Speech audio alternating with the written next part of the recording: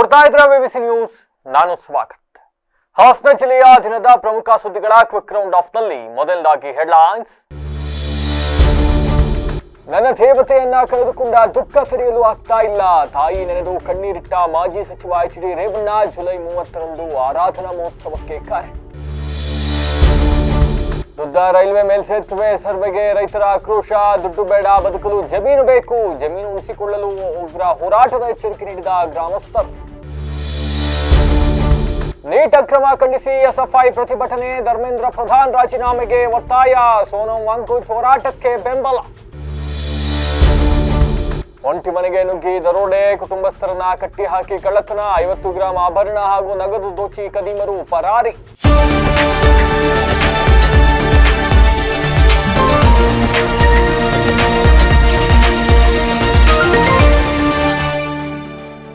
ವಾರ್ತೆಗಳ ವಿವರ. ಮಾಜಿ ಪ್ರಧಾನಮಂತ್ರಿ HD ದೇವೇಗೌಡ ಅವರ ಪತ್ನಿ ಸರಳತೆ ಹಾಗೂ ಮಾತೃ ಹೃದಯದ ಪ್ರತಿರೂಪವಾಗಿದ್ದ ಚೆನ್ನಮ್ಮ ಅವರ ನಿಧನದಿಂದ ಕುಟುಂಬಸ್ಥರು ತೀವ್ರ ಶೋಕದ ಮಡಿಲಲ್ಲಿದ್ದು, ಮಾಜಿ ಸಚಿವ HD ರೇವಣ್ಣ ಅವರು ತೀವ್ರ ಭಾವುಕರಾಗಿ ತಮ್ಮ ತಾಯಿಯೊಂದಿಗಿನ ಒಡನಾಟವನ್ನ ಇವತ್ತು ಸ್ಮರಿಸಿಕೊಂಡಿದ್ದಾರೆ. ತಾಯಿ ಚೆನ್ನಮ್ಮ ಅವರ ನಿಧನದ ಬಳಿಕ ಮೊದಲ ಬಾರಿಗೆ ಹಾಸನದಲ್ಲಿ ಸುದ್ದಿಗೋಷ್ಠಿ ನಡೆಸಿ ಮಾತನಾಡಿದ ಮಾಜಿ ಸಚಿವ HD ರೇವಣ್ಣ, ತಾಯಿಯೊಂದಿಗಿನ ಒಡನಾಟ ಹಾಗೂ ಅವರ ಸರಳತೆಯ ದಿನಗಳನ್ನ ಸ್ಮರಿಸಿ ಕಣ್ಣೀರಿಟ್ಟಿದ್ದಾರೆ. ಮಾಜಿ ಪ್ರಧಾನಿ HD ದೇವೇಗೌಡರ ಏಳಿಗೆಯಲ್ಲಿ ಧರ್ಮಪತ್ನಿ ಚೆನ್ನಮ್ಮ ಅವರ ಪಾತ್ರ ಅತ್ಯಂತ ಪ್ರಮುಖವಾಗಿದೆ ಅಂತ ಬಣ್ಣಿಸಿದ ಅವರು, ಕಷ್ಟದಲ್ಲಿದ್ದವರಿಗೆ ಸಹಾಯ ಮಾಡುವುದು, ಮನೆಗೆ ಬಂದವರಿಗೆ ಊಟ ಹಾಕುವುದು, ಬಡ ವಿದ್ಯಾರ್ಥಿಗಳ ವಿದ್ಯಾಭ್ಯಾಸಕ್ಕೆ ನೆರವು ನೀಡುವುದು ಹಾಗೂ ಉದ್ಯೋಗ ಕೊಡಿಸ್ತಕ್ಕಂಥದ್ದು ಅವರ ಜೀವನದ ಮುಖ್ಯ ಧ್ಯೇಯವಾಗಿತ್ತು ಅಂತ ತಿಳಿಸಿದರು. ನಮ್ಮ ತಂದೆ ಇಷ್ಟು ಎತ್ತರಕ್ಕೆ ಬೆಳೆಯೋದಕ್ಕೆ ತಾಯಿಯ ತ್ಯಾಗವೇ ಕಾರಣ. ಪಡೋಲಿಪ್ಪೆಯಲ್ಲಿ ಜಮೀನು ಖರೀದಿಸಲು ಅವರು ತಮ್ಮ ಒಡವೆಯನ್ನೇ ಅಡ ಇಟ್ಟಿದ್ರು. ಜೀವಮಾನದಲ್ಲಿ ಒಂದು ಸ್ವಂತ ಮನೆ ಕಟ್ಟಿಸಿಕೊಳ್ಳಲಿಲ್ಲ, ಕಾರು ಖರೀದಿಸಲಿಲ್ಲ, ಆದರೆ ಸಾವಿರಾರು ಜನರ ಪ್ರೀತಿಯನ್ನು ಸಂಪಾದಿಸಿದರು. ನಿತ್ಯ ದೇವರ ಪೂಜೆ ಮಾಡ್ತಾ ಇದ್ದ ಅವರು ತಂದೆ ಹೂವು ಮಡಿಸಿ ಕುಂಕುಮ ಇಟ್ಟ ಕೆಲವೇ ಕ್ಷಣಗಳಲ್ಲಿ ಕೊನೆಯುಸಿರೆಳೆದು ಬಿಟ್ರು. ಇಂತಹ ಸಾವು ಯಾರಿಗೂ ಸಿಗೋದಿಲ್ಲ ಅಂತ ಹೇಳಿದ್ರು. ಇದೇ ವೇಳೆ 2001ರಲ್ಲಿ ನಡೆದ ಆಸಿಡ್ ದಾಳಿ ಪ್ರಕರಣವನ್ನ ಉಲ್ಲೇಖಿಸಿ ಮಾತನಾಡಿ, ಅಂದು ನನ್ನನ್ನ ಗುರಿಯಾಗಿಸಿ ಸಂಚು ರೂಪಿಸಲಾಗಿತ್ತು. ತಾವು ಮನೆಯಲ್ಲಿದ್ದ ಕಾರಣ ಆ ಆಸಿಡ್ ದಾಳಿ ತಾಯಿಯ ಮೇಲೆ ನಡೆಯಿತು ಅಂತ ಭಾವುಕರಾದರು. ಈ ಕಷ್ಟದ ಸಮಯದಲ್ಲಿ ಸಾಂತ್ವನ ಹೇಳಿದ ಮುಖ್ಯಮಂತ್ರಿಗಳು, ಕೇಂದ್ರ ಸಚಿವರು, ಶಾಸಕರು, ಸಚಿವರು, ಜಿಲ್ಲಾಡಳಿತ, ಪೊಲೀಸ್ ಇಲಾಖೆ, ಮಾಧ್ಯಮದವರು ಹಾಗೂ ಜಿಲ್ಲೆಯ ಸಮಸ್ತ ಜನತೆಗೆ ಕೃತಜ್ಞತೆಯನ್ನು ಸಲ್ಲಿಸಿದ್ದು, ಬರುವ ಜುಲೈ 30ರಂದು ತಾಯಿ ಚೆನ್ನಮ್ಮ ಅವರ ಆರಾಧನಾ ಮಹೋತ್ಸವ ನಡೆಯಲಿದ್ದು, ಪಕ್ಷ ಭೇದ ಮರೆತು ರಾಜ್ಯದ ಜನತೆ ಹಾಗೂ ಅಭಿಮಾನಿಗಳು ಹೆಚ್ಚಿನ ಸಂಖ್ಯೆಯಲ್ಲಿ ಭಾಗವಹಿಸುವಂತೆ ಮನವಿಯನ್ನು ಮಾಡಿದರು. ಲಕ್ಷಾಂತರ ಜನ ಒಂದು ನಮ್ಮ ತಾಯಿಗೆ ಏನು ಅವರ ಆತ್ಮಕ್ಕೆ ಶಾಂತಿ ಸಿಗಲಿ ಅಂತ ಮಾಡಿದರೆ, ಅದಕ್ಕೆ ನಾನು ಜೀವನದಲ್ಲಿ ಎಂದೂ ಮರೆಯುವಂಥ ದಿನ ಅಲ್ಲ ಅದು. ಕಳೆದ 3 ದಿವಸದಿಂದ ನೀವು ಮಾಧ್ಯಮದವರು ನಮ್ಮ ಪೂಜೆಗೆ ಮೊನ್ನೆ ಆಯಿತು, ನೆನ್ನೆ ಪೂಜೆ, ಮೊನ್ನೆ ಇತ್ತು ಪೂಜೆ, ಮೊನ್ನೆಯಿಂದ ವಿಷ್ಣು ಶಾಸ್ತ್ರ ಮತ್ತು ಈಶ್ವರನ ಇದಕ್ಕೆರಡು ಶುರು ಮಾಡಿದ್ದಾರೆ. ಆಮೇಲೆ ಮೊನ್ನೆನೂ ಒಂದು 250 ಜನಕ್ಕೆ ಊಟ, ನೆನ್ನೆನೂ ಒಂದು 2000 ಜನಕ್ಕೆ, 2,000 ರಿಂದ 3,000 ಜನಕ್ಕೆ. ಇವತ್ತು ಪ್ರತಿನಿತ್ಯ ವಿಷ್ಣು ಶಾಸ್ತ್ರ ಮತ್ತು ಬಂದವ್ರಿಗೆ ಒಂಚೂರು ಉಪ್ಪಿಟ್ಟು ಕಾಫಿನೂ ಏನೋ ಕೊಡೋದು ಅಂತ ಹೇಳಿದ್ದಾರೆ. 11 ದಿನವೂ ನಾವು ಇದು ಮಾಡ್ತಾಯಿದ್ದೀವಿ. ಮತ್ತು ಅದ್ರ ಜೊತೆಗೆ ನಿಮ್ಮದೇ ಆದಂಥ ಮಾಧ್ಯಮದಲ್ಲಿ ನಮ್ಮ ತಾಯಿಯರ ಬಗ್ಗೆ ಅವರ ಏನೇನಿತ್ತು ಅದೆಲ್ಲ ಹಳ್ಳಿನಲ್ಲಿ ಜನಸಾಮಾನ್ಯರು ಮಾತಾಡೋದೆಲ್ಲ ತಿಳಿಸಿದೆ. ಅದಕ್ಕೆ ನಾನು ಪ್ರಿಂಟ್ ಮೀಡಿಯಾ, ಎಲೆಕ್ಟ್ರಾನಿಕ್ ಮೀಡಿಯಾದಕ್ಕೆ ರಾಜ್ಯ ಮಟ್ಟದಿಂದ ಜಿಲ್ಲಾ ಮಟ್ಟ ಎಲ್ಲ ನಾವು ಜೀವನದಲ್ಲಿ ಮರೆಯಲ್ಲ. ದಯಮಾಡಿ 30ನೇ ತಾರೀಕು ನಮ್ಮ ಕುಟುಂಬದ ವತಿಯಿಂದ ಅವರ ಆತ್ಮಕ್ಕೆ ಶಾಂತಿ ಸಿಗಲಿ ಅಂತ ಕಾರ್ಯ ಮಾಡ್ತಾಯಿದ್ವಿ. ನಮ್ಮ ಒಕ್ಕಲಿಗರ ವಿಧಿವಿಧಾನದ ಪ್ರಕಾರ ಅವರಿಗೆ ಇದ್ರ ಕಾರ್ಯ ನಡೀತಾ ಇದೆ. 11 ದಿನದ್ದು ಆ ಕಾರ್ಯಕ್ರಮಕ್ಕೆ ನಮ್ಗೆ ಇನ್ವಿಟೇಷನ್ ಕೊಡ್ತೀವಿ, ಕೆಲವು ಟೈಮ್ ತಲುಪ್ಬೋದು. ಒಂದಲ್ಲ ಒಂದು ರೀತಿ ನಮ್ಮ ತಂದೆನ ಲೋಕಸಭಾ ಸದಸ್ಯರಾಗಿ, ಶಾಸಕರಾಗಿ 62ರಿಂದ 1-2-3 ಸಾರಿ ಬಿಟ್ಟರೆ ಬಾಕಿ ಎಲ್ಲ ಈ ಜಿಲ್ಲೆ ಜನ ನಾವು ಯಾವ ರೀತಿ ಮರೆಯೋಕ್ಕಾಗಲ್ಲ. ನನಗಿರ್ಬೋದು, ನಮ್ಮ ಕುಟುಂಬ ಸದಸ್ಯರಿಗೆಲ್ಲ ತಾವು ಮಾಡಿದ್ದೀರಿ. ಅದಕ್ಕೆ ತಾವೆಲ್ಲ ಬರಬೇಕು. ರಾಜ್ಯದ ಜನತೆ, ರಾಮನಗರ ಇರ್ಬೋದು, ಮಂಡ್ಯ ಜಿಲ್ಲೆ ಇರ್ಬೋದು, ತುಮಕೂರು ಜಿಲ್ಲೆ ಇರ್ಬೋದು, ಮೈಸೂರು ಜಿಲ್ಲೆ, ಪ್ರತಿ ಎಲ್ಲ ಇದಕ್ಕೂ ಹೇಳ್ತೀವಿ. ಕೆಲವು ಕಡೆ ಪತ್ರ ಸಿಕ್ತವರು ಬರಲಿ ಅಂತಲೇ ನಾನು ಮನವಿ ಮಾಡ್ತೀನಿ. ಎಷ್ಟೇ ಜನ ಬಂದರೂ ನಾವು ಮಾಡ್ತೀವಿ. ಎಷ್ಟೇ ಜನ ಬಂದರೂ ಅನ್ನ ಸಂತರಣೆ ಮಾಡೋದಕ್ಕೆ ಎಲ್ಲ ಕಾರ್ಯಕ್ರಮ ಕುಮಾರಣ್ಣವರು, ನಮ್ಮಣ್ಣ, ನಮ್ಮ ತಮ್ಮದಿರು, ನನ್ನ ತಂಗಿ ಎಲ್ಲ ಸೇರಿ ಮಾಡೋಕ್ಕೆ ಮಾಡಿದ್ರು. ವಿಧಿವಿಧಾನ ಏನಿದೆ ನಮ್ಮ ಸಮಾಜದ ವಿಧಿವಿಧಾನ ಪ್ರಕಾರ ಮಾಡಿದ್ದಾರೆ. ಅವರು ಇವತ್ತುವರೆಗೆ ಮನೆಯಲ್ಲಿ ಒಂದಿನ ನಾನ್ ವೆಜ್ ಮಾಡಿದ್ದಿಲ್ಲ. ಮನೆ ಒಳಗಡೆ ಅವರು ಯಾವುದೇ ಅವರು ಪೂರ್ತಿ ಸಸ್ಯಾಹಾರಿ ನಮ್ಮ ತಾಯಿ.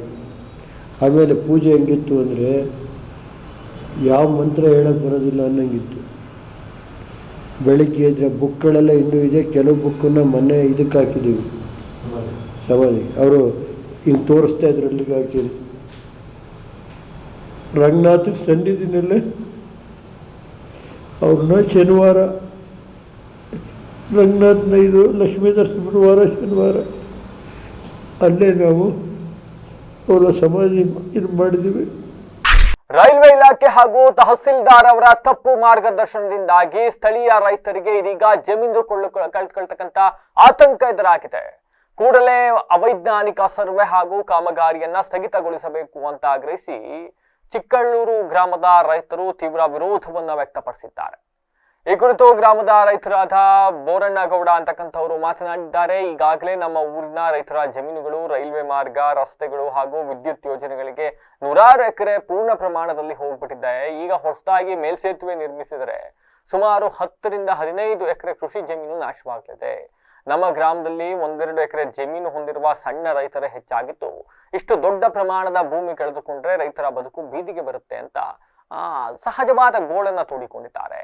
ನಾವು ಅಭಿವೃದ್ಧಿಗೆ ಅಥವಾ ಮೇಲ್ಸೇತುವೆಗೆ ಸಂಪೂರ್ಣ ವಿರೋಧಿಯಲ್ಲ, ಆದರೆ ಇರುವ ಆಸ್ತಿಯಲ್ಲಿ ಒಂಚೂರು ಉಳಿಸ್ಕೊಬೇಕಲ್ಲ. ನಾವು ರಸ್ತೆಯಲ್ಲೇ ಮೇಲ್ಸೇತುವೆ ನಿರ್ಮಿಸಿದ್ರೆ ರೈತರಿಗೆ ಕಡಿಮೆ ತೊಂದರೆ ಆಗುತ್ತೆ. ಅದನ್ನು ಬಿಟ್ಟು ರೈಲ್ವೆ ಇಲಾಖೆಯವರು ತಪ್ಪು ಮಾಹಿತಿಯನ್ನು ನೀಡಿ ಸ್ಥಳೀಯರ ಹಿತಾಸಕ್ತಿಯನ್ನು ಕಡೆಗಣಿಸಿ ಸರ್ವೆ ನಡೆಸ್ತಾ ಇದ್ದಾರೆ. ತಹಸೀಲ್ದಾರ್ ಹಾಗೂ ಅಧಿಕಾರಿಗಳು ರೈತರ ಅಳಲನ್ನ ಕೇಳಿಸಿಕೊಳ್ಳದೆ ಏಕಪಕ್ಷೀಯವಾಗಿ ನಡ್ಕೊಳ್ತಾ ಇದ್ದಾರೆ. ಇದು ಸರಿಯಲ್ಲ. ಈ ಸಮಸ್ಯೆಯ ಕುರಿತು ಈಗಾಗಲೇ ಜಿಲ್ಲಾಧಿಕಾರಿಗಳು, ಎಸಿ ಹಾಗೂ ಕೇಂದ್ರ ರೈಲ್ವೆ ಸಚಿವ ವಿ ಸೋಮಣ್ಣ ಸೇರಿದಂತೆ ಸಂಬಂಧಪಟ್ಟ ಎಲ್ಲಾ ಹಿರಿಯ ಅಧಿಕಾರಿಗಳಿಗೆ ಮನವಿಯನ್ನು ಕೂಡ ಸಲ್ಲಿಸಲಾಗಿದೆ. ಆದರೆ ಸ್ಥಳೀಯವಾಗಿ ರೈತರಿಗೆ ಯಾವುದೇ ತಾಂತ್ರಿಕ ನೀಲಿನಕ್ಷೆ ತೋರಿಸದೆ ಬಲವಂತವಾಗಿ ಸರ್ವೆ ಮಾಡೋದನ್ನ ಯಾವುದೇ ಕಾರಣಕ್ಕೂ ಸಹಿಸೋದಿಲ್ಲ ಅಂತ ಎಚ್ಚರಿಸಿದ್ರು.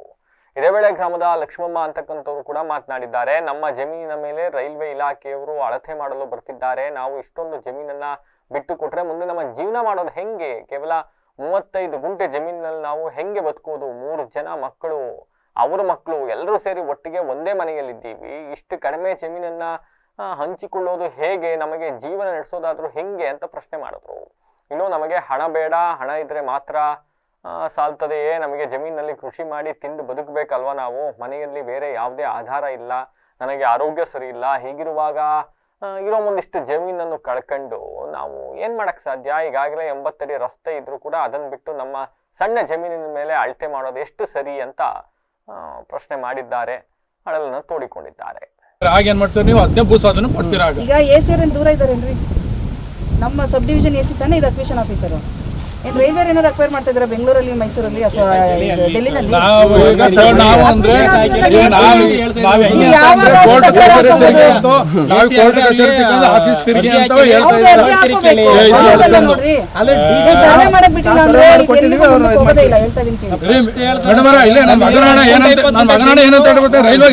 ಇದೇ ಡಿಸಿ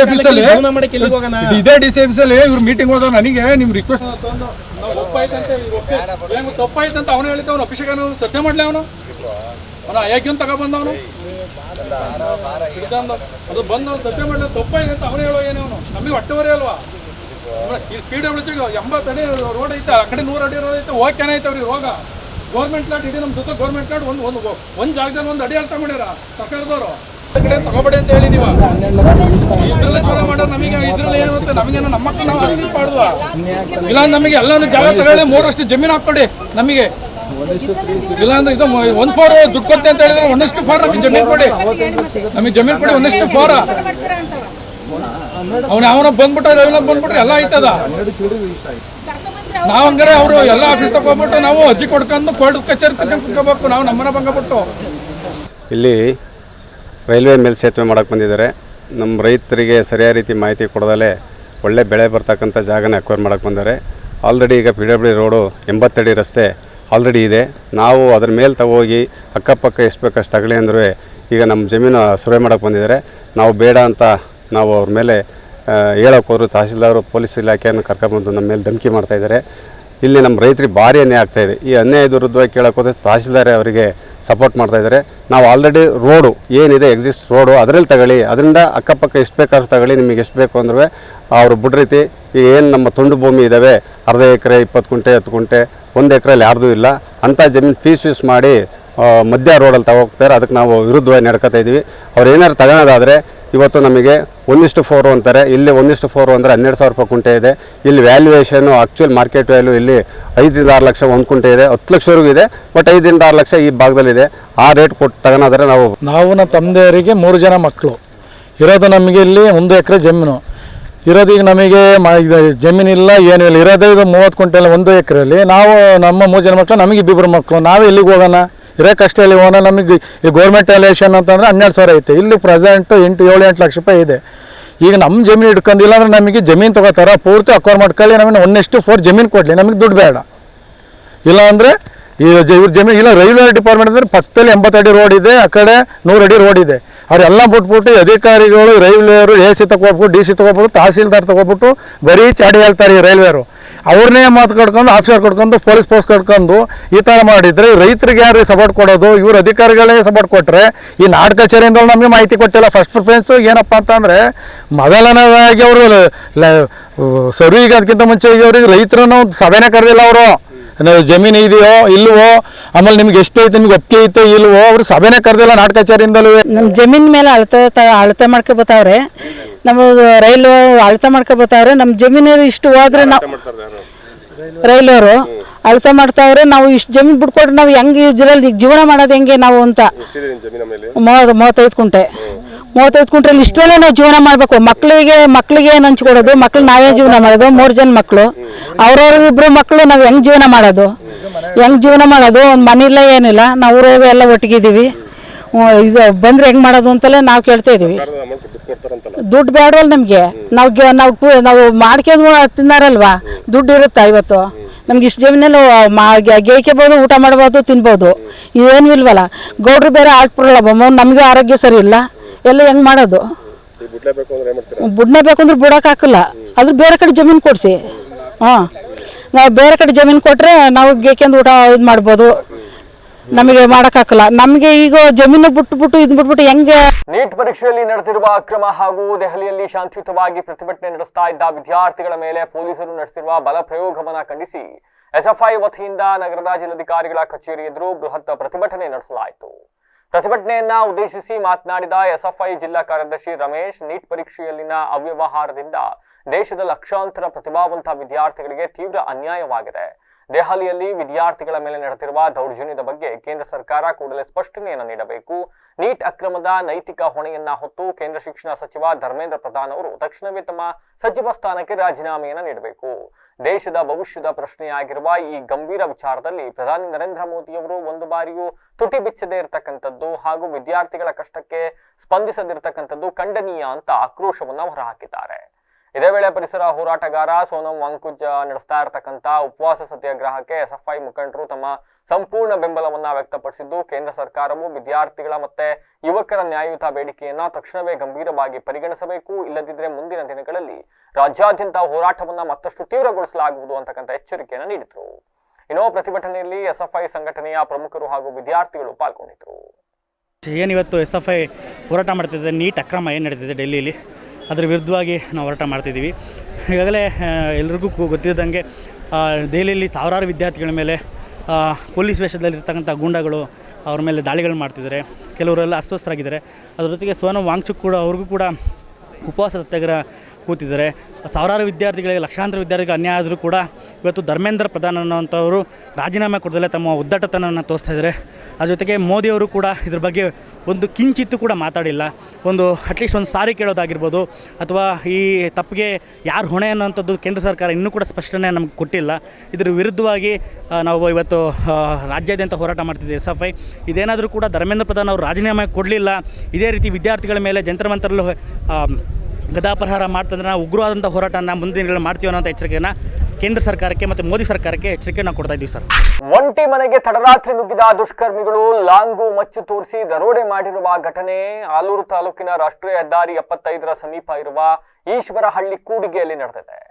ಈಶ್ವರಹಳ್ಳಿ ಗ್ರಾಮದ ನಿವಾಸಿ ಮಂಚೇಗೌಡ ಎಂಬುವವರ ಮನೆಗೆ ತಡರಾತ್ರಿ 3 ದುಷ್ಕರ್ಮಿಗಳು ಲಾಂಗು ಮಚ್ಚು ಹಿಡಿದು ಮನೆಯ ಹಿಂಬಾಗಿಲಿನಿಂದ ನುಗ್ಗಿ ಮನೆಯಲ್ಲಿ ಮಲಗಿದ್ದ ಮಂಚೇಗೌಡ ಮತ್ತೆ ಅವರ ಹೆಂಡತಿ ಮಗನನ್ನ ಕಟ್ಟಿ ಹಾಕಿ ಹೆದರಿಸಿ ಸುಮಾರು 50 ಗ್ರಾಂ ಮೌಲ್ಯದ ಮಾಂಗಲ್ಯ ಸರ, 20 ಗ್ರಾಂ ಬೆಲೆ ಬಾಳ್ತಕ್ಕಂಥ ಕಿವಿ ಓಲೆ, ಚಿನ್ನಾಭರಣ ಹಾಗೂ 20,000 ನಗದು ಹಣವನ್ನು ದೋಚಿ ಎಸ್ಕೇಪ್ ಆಗಿದ್ದಾರೆ. ಮೊದಲು ವಿಷಯ ತಿಳಿದ ಆಲೂರು ಪೊಲೀಸರು ಘಟನಾ ಸ್ಥಳಕ್ಕೆ ಭೇಟಿಯನ್ನು ನೀಡಿ ಪರಿಶೀಲನೆ ನಡೆಸಿ ಪ್ರಕರಣ ದಾಖಲಿಸಿಕೊಂಡಿದ್ದಾರೆ. ಮುಂದಿನ ಕಾನೂನು ಕ್ರಮ ಕೈಗೊಳ್ಳಲಾಗಿದೆ. ಸ್ಥಳಕ್ಕೆ ಹಾಸನ ಜಿಲ್ಲಾ ಪೊಲೀಸ್ ವರಿಷ್ಠಾಧಿಕಾರಿ ಶುಭನ್ವಿತಾ, ಸಕಲೇಶ್ಪುರ ಡಿವೈಎಸ್ಪಿ ಮಾಲ್ತೀಶ್ ಅವರು ಭೇಟಿಯನ್ನು ನೀಡಿ ಘಟನೆ ಕುರಿತು ಮಾಹಿತಿಯನ್ನು ಪಡೆದುಕೊಂಡಿದ್ದಾರೆ. ಆರೋಪಿಗಳ ಪತ್ತೆಗಾಗಿ ವಿಶೇಷ ತಂಡವನ್ನ ರಚನೆ ಮಾಡಿ ಕಾರ್ಯಾಚರಣೆ ಮುಂದುವರಿಸಲಾಗಿದೆ ಅಂತ ಹೇಳಲಾಗಿದೆ. ಈಗ ಮತ್ತೊಮ್ಮೆ ಹೆಡ್ಲೈನ್ಸ್. ನನ್ನ ದೇವತೆಯನ್ನ ಕಳೆದುಕೊಂಡ ದುಃಖ ಸರಿಯಲು ಆಗ್ತಾ ಇಲ್ಲ. ತಾಯಿ ನೆನೆದು ಕಣ್ಣೀರಿಟ್ಟ ಮಾಜಿ ಸಚಿವ ಎಚ್ ಡಿ ರೇವಣ್ಣ ಜುಲೈ 30ರಂದು ಆರಾಧನಾ ಮಹೋತ್ಸವಕ್ಕೆ ಕರೆ. ದುದ್ದ ರೈಲ್ವೆ ಮೇಲ್ಸೇತುವೆ ಸರ್ವೆಗೆ ರೈತರ ಆಕ್ರೋಶ. ದುಡ್ಡು ಬೇಡ, ಬದುಕಲು ಜಮೀನು ಬೇಕು. ಜಮೀನು ಉಳಿಸಿಕೊಳ್ಳಲು ಉಗ್ರ ಹೋರಾಟದ ಎಚ್ಚರಿಕೆ ನೀಡಿದ ಗ್ರಾಮಸ್ಥರು. ನೀಟ್ ಅಕ್ರಮ ಖಂಡಿಸಿ ಎಸ್ಎಫ್ಐ ಪ್ರತಿಭಟನೆ. ಧರ್ಮೇಂದ್ರ ಪ್ರಧಾನ್ ರಾಜೀನಾಮೆಗೆ ಒತ್ತಾಯ. ಸೋನಂ ವಾಂಗ್ಚುಕ್ ಹೋರಾಟಕ್ಕೆ ಬೆಂಬಲ. ಒಂಟಿ ಮನೆಗೆ ನುಗ್ಗಿ ದರೋಡೆ, ಕುಟುಂಬಸ್ಥರನ್ನ ಕಟ್ಟಿ ಹಾಕಿ ಕಳ್ಳತನ, 50 ಗ್ರಾಂ ಆಭರಣ ಹಾಗೂ ನಗದು ದೋಚಿ ಕದೀಮರು ಪರಾರಿ. ಇದಾಗಿ ಹೊತ್ತಿನ ವಿಶೇಷ. ನಿರಂತರ ಸುದ್ದಿಗಾಗಿ ನೋಡ್ತಾ ಇರಿ BBC ಟಿವಿ, ಸತ್ಯದ ಕಡೆ. ನಮಸ್ಕಾರ.